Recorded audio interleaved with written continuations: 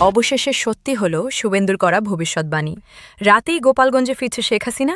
এদিকে বাংলাদেশের রাজপথ উত্তাল, কেয়ামত ঘটাতে যাচ্ছে আওয়ামী লীগ। গদিতে বসতে না বসতেই তারেক রহমানকে অবৈধ প্রধানমন্ত্রী হিসেবে ঘোষণা দিয়ে ফেলেছেন পশ্চিম বাংলার নয়া মুখ্যমন্ত্রী শুভেন্দু অধিকারী। এমনকি তিনি একদম খোলাখুলিভাবে তারেক রহমানকে উদ্দেশ্য করে বলেছেন, শেখ হাসিনাকে নাকি স্যালুট দিয়ে বাংলাদেশে ফিরিয়ে আনতে হবে, নয়তো এর ফলাফল মোটেও ভালো হবে না। তার এই কথা প্রকাশ্যে আসার পর থেকেই চারিদিকে রীতিমতো কাঁপুনি ধরানো অবস্থা তৈরি হয়েছে।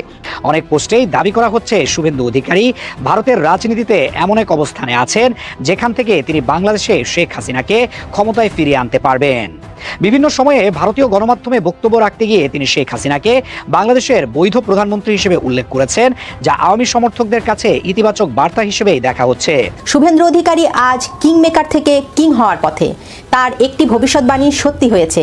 পশ্চিমবঙ্গে ফুটেছে পদ্মফুল।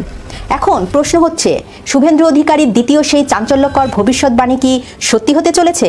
শেখ হাসিনা কি সত্যিই ফিরবেন বাংলাদেশের ক্ষমতায়? বাংলাদেশের সাবেক প্রধানমন্ত্রী শেখ হাসিনা অত্যন্ত গোপনীয়তায় গভীর রাতে ভারত থেকে দেশে ফিরেছেন। গত মধ্যরাতের পর থেকেই ফেসবুক এবং বিভিন্ন মেসেজিং অ্যাপে দাবি করা হয় একটি বিশেষ বিমানে শেখ হাসিনা হজরত শাহজালাল আন্তর্জাতিক বিমানবন্দরে অবতরণ করেছেন। কোনো কোনো পোস্টে এমনকি একটি অস্পষ্ট ভিডিও যুক্ত করে দাবি করা হয় এগিতা দেশে ফেরার মুহূর্ত। আসসালামু আলাইকুম দর্শক, সিগন্যাল বিডি চ্যানেলের নতুন একটি গুরুত্বপূর্ণ নিউজ ভিডিও নিয়ে আপনাদের মাঝে হাজির হলাম। প্রিয় দর্শক, বাংলাদেশের বর্তমান রাজনৈতিক প্রেক্ষাপট নিয়ে ইতিমধ্যে অনেকগুলো ভিডিওর অংশবিশেষ আপনারা দেখেছেন এবং আশা করি দেখেই বুঝতে পেরেছেন আজকের ভিডিওটি কতটি গুরুত্বপূর্ণ এবং আকর্ষণীয় হতে চলেছে। তাহলে কি হতে যাচ্ছে দর্শক, জানতে হলে পুরো ভিডিওটি দেখতে থাকুন। আশা করি পুরো ভিডিওটি দেখলে সম্পূর্ণ ঘটনা বুঝতে পারবেন। এখনো যারা আমাদের চ্যানেলটি সাবস্ক্রাইব করেননি তাদের সবাইকে বলবো আমাদের চ্যানেলটি সাবস্ক্রাইব করে পাশে থাকা বেল আইকনটা অন করে দিবেন। আর যারা ইতিমধ্যে সাবস্ক্রাইব করেছেন তাদেরকে অসংখ্য ধন্যবাদ।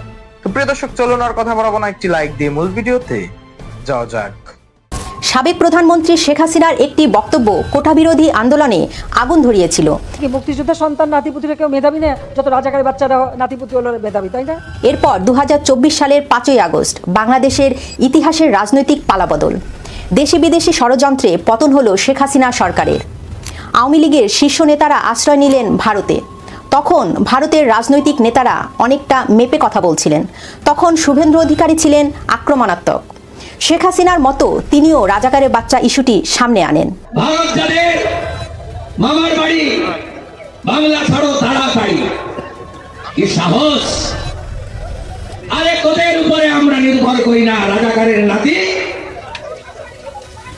রাজাকারের নাতি, পাকিস্তানের অবৈধ সন্তান। সেই উত্তাল সময়ে সীমান্তের ওপার থেকে আসা আরেকটি বক্তব্য বাংলাদেশের রাজনীতিতে শোরগোল ফেলে দিয়েছিল। শুভেন্দু